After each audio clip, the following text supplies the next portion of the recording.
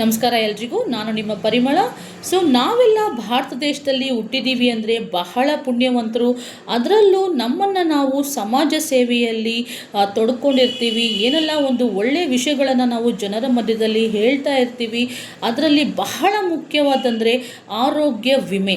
ಆರೋಗ್ಯ ವಿಮೆಯ ಬಗ್ಗೆ ನಾವು ಜನರ ಮಧ್ಯದಲ್ಲಿ ಅರಿವಳಿಕೆಯನ್ನು ಮೂಡಿಸಬೇಕು. 2047 ಒಳಗಡೆ ಎಲ್ಲರ ಮನೆಯಲ್ಲೂ ಇನ್ಶೂರೆನ್ಸ್, ಹೆಲ್ತ್ ಇನ್ಶೂರೆನ್ಸ್ ಆಗಲಿ ಇಲ್ಲ ಜೀವ ವಿಮೆ ಆಗಲಿ ಎಲ್ಲರ ಮನೆಯಲ್ಲೂ ಇರಬೇಕು. ಆಗ ಅವರ ಜೀವನ ಮತ್ತು ಜೀವವನ್ನು ಕಾಪಾಡುವ ಒಂದು ಒಳ್ಳೆಯ ಕಾರ್ಯವನ್ನು ನಾವು ಮಾಡ್ದಂಗಾಗತ್ತೆ.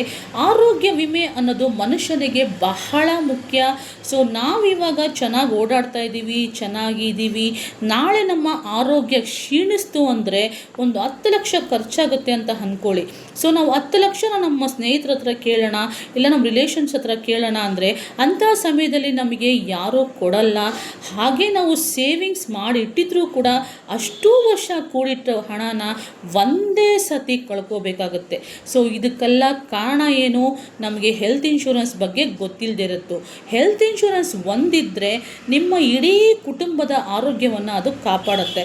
ಒಂದು ಜ್ವರ ಬರಲಿ, ಡೆಂಗು ಬರಲಿ, ಕರೋನಾ ಬರಲಿ, ಆಕ್ಸಿಡೆಂಟ್ ಆಗಲಿ, ಇಲ್ಲ ನಾಳೆ ಕ್ಯಾನ್ಸರೇ ಬಂದುಬಿಡಲಿ, ಇಲ್ಲ ಕಿಡ್ನಿ ಇಶ್ಯೂಸ್ ಬರಲಿ, ಲಿವರ್ ಇಶ್ಯೂಸ್ ಬರಲಿ, ಇದನ್ನೆಲ್ಲ ಒಂದು ಕಾಪಾಡೋ ಪಾತ್ರವನ್ನು ಹೆಲ್ತ್ ಇನ್ಶೂರೆನ್ಸು ಮಾಡುತ್ತೆ. ನೀವು ದೊಡ್ಡ ದೊಡ್ಡ ಆಸ್ಪತ್ರೆಗೆ ಸೇರಿ ಅಡ್ವಾನ್ಸ್ ಟೆಕ್ನಾಲಜಿ ಟ್ರೀಟ್ಮೆಂಟ್ ತೊಗೊಳ್ಳೋಕ್ಕೆ ನಿಮಗೆ ಹೆಲ್ತ್ ಇನ್ಶೂರೆನ್ಸು ಸಹಾಯ ಮಾಡುತ್ತೆ. ಹಿಂದೆ ಒಂದು ಕಾಂಪ್ರಹೆನ್ಸಿವ್ ಹೆಲ್ತ್ ಇನ್ಶೂರೆನ್ಸ್ನ ನಿಮ್ಮ ಫ್ಯಾಮ್ಲಿಗೋಸ್ಕರ ಖರೀದಿ ಮಾಡಿ ಇಟ್ಕೊಳ್ಳಿ. ಇದರ ಬಗ್ಗೆ ನಿಮಗೆ ಹೆಚ್ಚಿನ ಮಾಹಿತಿ ಬೇಕಾದಲ್ಲಿ ನನ್ನನ್ನು ಸಂಪರ್ಕಿಸಿ. ಜೈ ಹಿಂದ್, ಜೈ ಕರ್ನಾಟಕ.